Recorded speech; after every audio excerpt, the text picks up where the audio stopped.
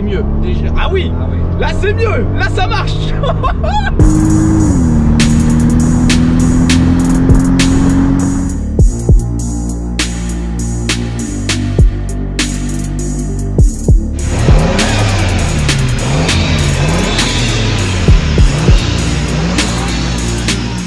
Philippe, t'es venu aujourd'hui nous voir avec une voiture exceptionnelle puisqu'il s'agit d'une Toyota Supra MK4.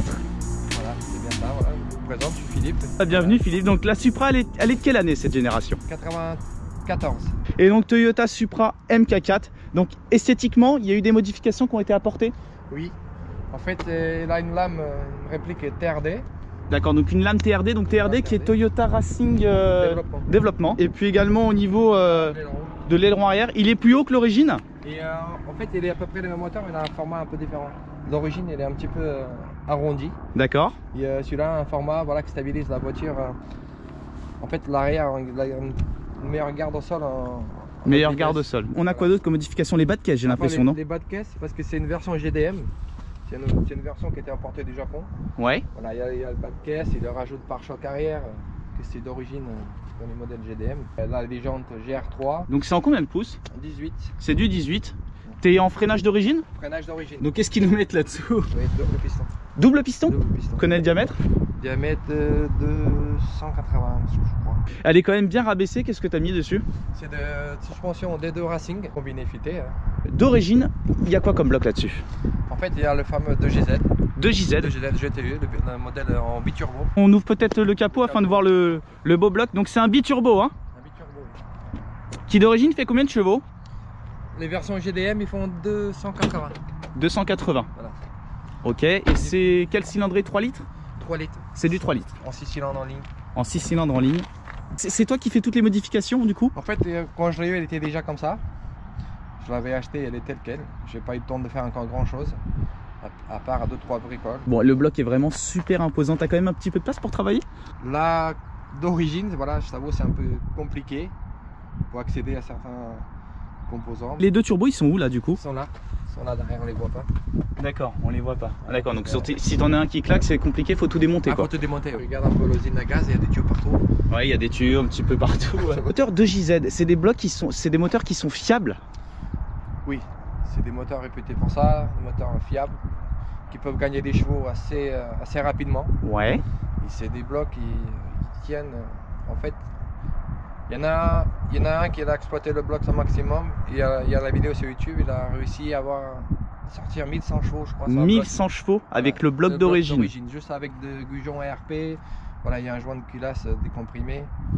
Et, après, le bloc est le même, piston, bielle, tout. En fait, tel quel est le moteur, en BPU, ce que tout le monde sort, c'est dans les 450, 480 chevaux. Tu peux même aller à 500 chevaux avec une gestion programmable, à l'éthanol. Voilà. Après, et BPU, qu'est-ce que ça veut dire du coup? En fait, c'est les modifications que tu apportes, genre échangeur, admission, boost contrôleur. Décatalysé, c'est en fait tu enlèves toutes les brides qu'il y a à la voiture, qui est la meilleure un petit peu pour pouvoir exploiter le bloc, parce que d'origine 280 chevaux, le bébé se réveille à peine. Ah ouais, tu m'étonnes. Donc en fait d'origine c'est vrai qu'il n'y a que 280 chevaux, mais c'est un bloc qui peut accepter bien plus.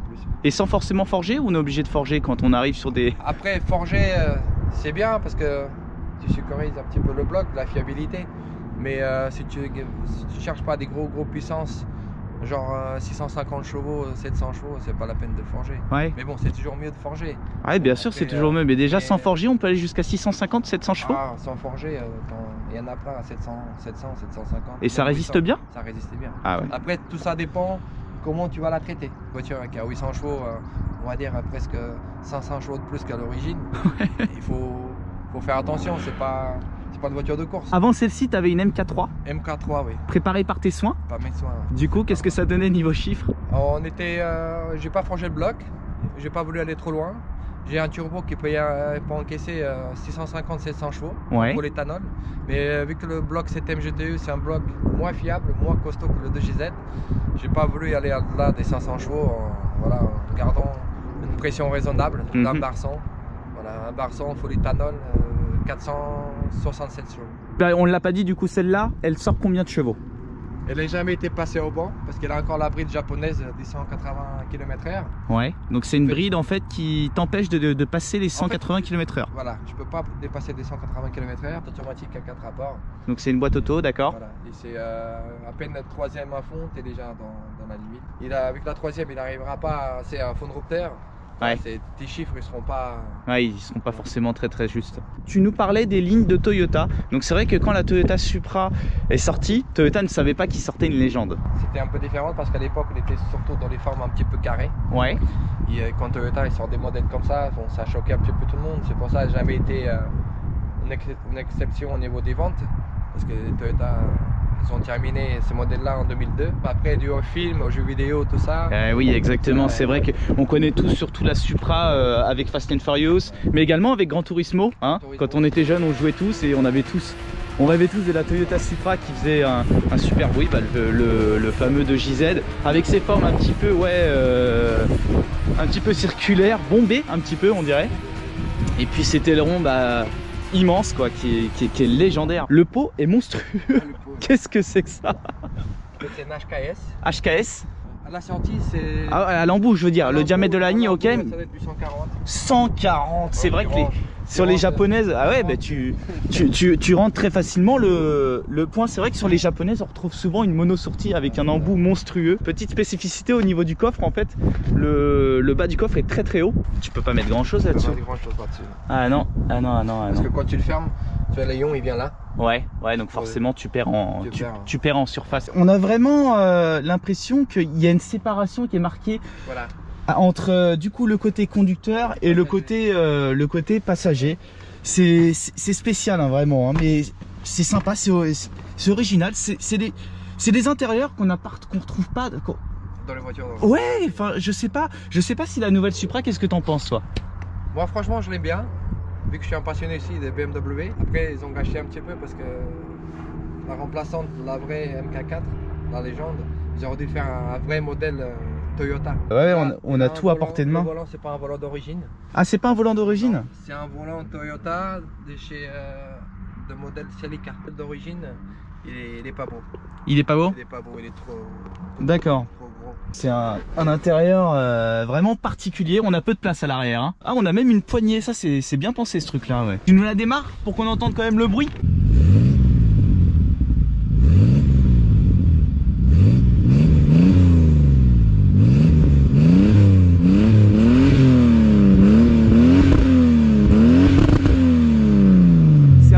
Sourd, hein. Ouais, c'est très sourd, tu vois. J'ai pas l'impression que ça porte tant que ça, mais par contre, ouais, dans un espace proche, il y a un bruit de bourdonnement, oui. C'est sourd. Il fait un bruit sourd, il fait pas trop de bruit. Il est aussi silencieux, parce qu'il est en biturbo. Parce que les biturbos, ça a tenu pas mal de bruit. Il y en a qui sont directs. Ouais.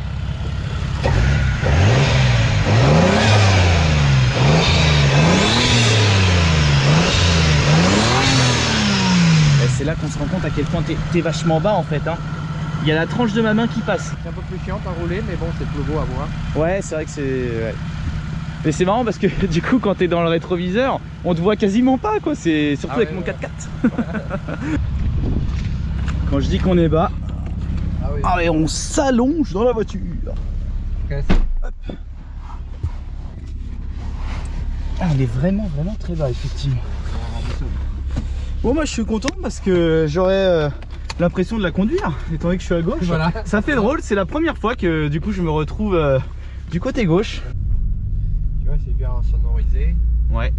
T'entends pas trop de bruit, ça fait pas trop de bruit, c'est pas désagréable. Non ça va ouais, effectivement. Par rapport à mon MK3, vu qu'elle est en full tube 76, ça fait un bruit de ouf.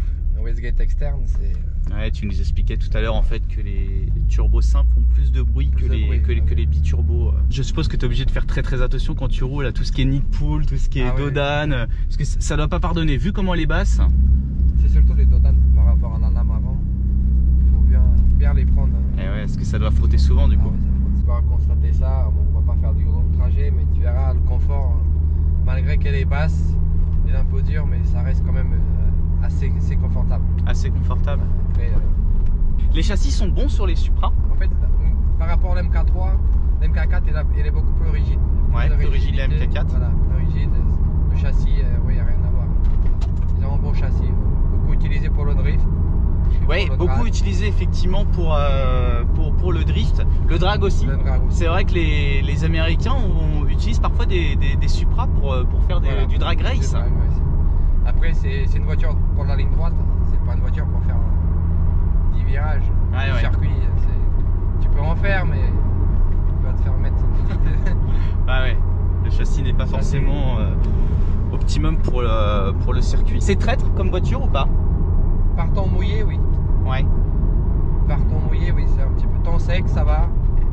Dans la puissance qu'il a actuellement, ça va, ça te fait pas peur. Tu passes tout au sol quand tu accélères? Temps sec, oui. Temps sec, ouais, tu passes tout au sol. Du coup, c'est une boîte combien de rapports? 4 rapports. T'as que 4 rapports, c'est marrant ça. 4 rapports. Mais c'est des rapports assez longs. Ouais, bah forcément, ouais, du coup, les rapports sont plus longs étant donné qu'il y en a moins.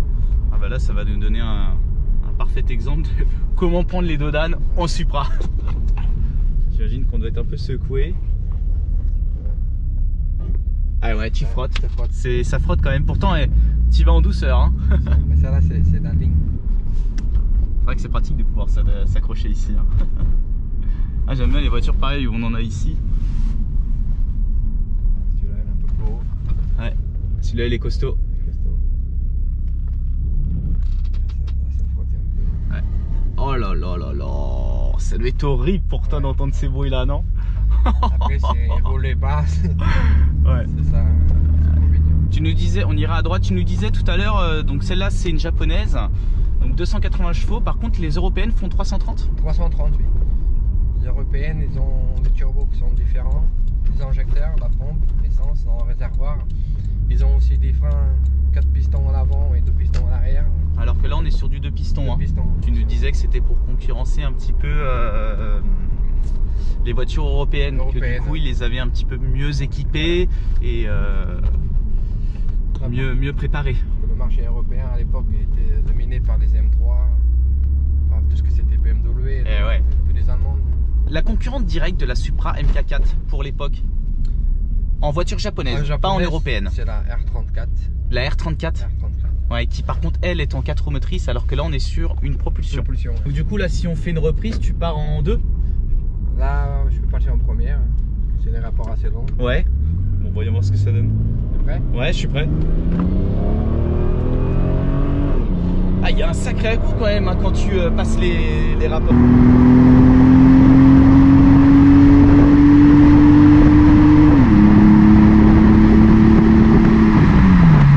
Je dois avoir un problème des solénoïdes, parce que les turbos sont commandés par 2 solénoïdes.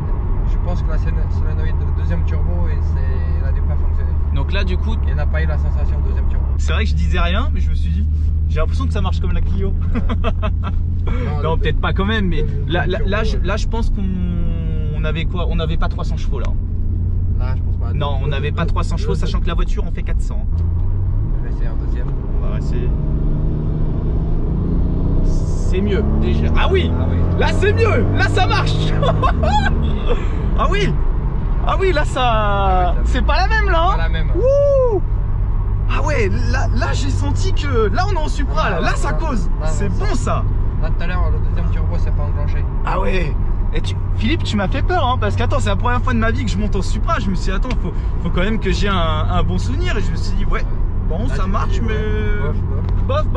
Là ça parle, là c'est ça qu'on veut. Donc c'est peut-être du fait que tu sois parti sur le deuxième rapport.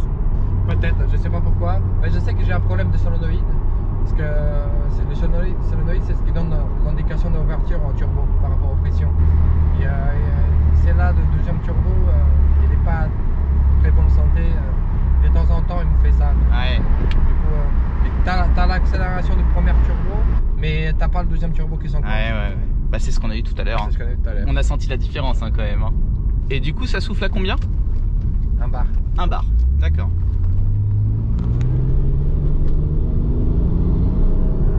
Ouais, oh là là, ouais, là tu sens, c'est impressionnant. Et c'est quand même des sensations bien à part en Supra. Hein. Je sais pas, il y a une poussée qui est impressionnante. Et là, faut se dire qu'on a que 400 chevaux. 400 chevaux. Et les turbos, ils rentrent un peu trop tard. Ouais. Le turbo, il aurait rentré vers 4000 tours, on aurait la sensation pendant un peu plus longtemps. Là il rentre aux alentours de 4500-5000 tours, le deuxième turbo, et qu'on coupe à 6500 tours. Eh ben je suis pas déçu, hein. Franchement, la première accélération j'étais inquiet Philippe, je disais rien, je me disais, est-ce que je le dis, est-ce que je le dis pas? Non mais il faut le dire. Ouais, mais non là avec les deux autres qu'on suivi, c'est... Ah, je m'attendais à ça. Je m'attendais à ça. Mais je trouve que pour 400 chevaux, ça marche particulièrement fort. Ouais, après, t'as un 6 cylindres, 3 litres. Je pense qu'on n'est pas loin des 500 Nm. Sensation qu'on a plus dans les voitures d'aujourd'hui, quoi. Il y a, tu sens que voilà, quand ça souffle, ah bah ça souffle comme il faut et t'es bien propulsé au fond du siège. Et ouais, c'est trop lissé au fait avec les voitures d'aujourd'hui. Ah bah ouais, hein. Ça attise la curiosité. Ah, les gens souvent ils te font des signes. On ira à gauche, Philippe. Les gens ils n'ont pas l'habitude de voir. Tu m'étonnes. Il y en a certains qui n'ont jamais vu dans leur vie. Bah oui, je me considère chanceux. Ouais, mais encore, c'est trop bon. Donc en fait, j'aimerais que je comprenne bien. Cette première sensation de pousser, c'est le premier turbo qui s'enclenche. Oui. Et la deuxième qui est plus violente, c'est le deuxième. Ouais. On sent bien la différence. Ah ouais. Donc en fait, il y en a un qui souffle plus fort que l'autre. C'est le deuxième. D'accord. Ok. Là, les premiers, c'est pour les bas régimes. Et puis l'autre, c'est pour les hauts régimes. Avant de terminer, je voudrais qu'on parle de cote. Combien ça coûte une Supra aujourd'hui dans un état correct comme celle-ci? Les prix sont un petit peu aléatoires. On va en trouver une propre, homologuée déjà en France et en RHD. Au jour d'aujourd'hui, c'est dans les 30 000. 30 000? Oui, 30 000, 35 000. 35 000, un peu plus difficile à vendre. Et en boîte méca, il faut compter dans les 35. Ouais, 35. Ouais, 35, voire 40. Après, ça dépend ce qu'il a. Après, si tu veux, on est l'HD. On est l'HD, oui, c'est 45, 42, 50.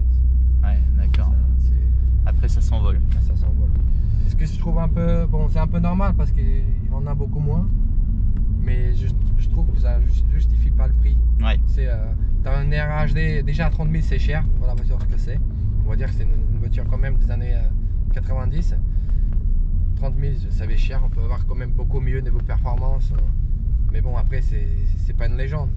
On achète une Supra, on cherche pas forcément une voiture avec de la performance. T'achètes ça parce que tu l'aimes, tu vois. Ouais, c'est ça, exactement. Et c'est une voiture de passionné. Ouais. Oui. On te reverra peut-être du coup pour une présentation d'une MK3, à voir. Oui, si j'arrive à...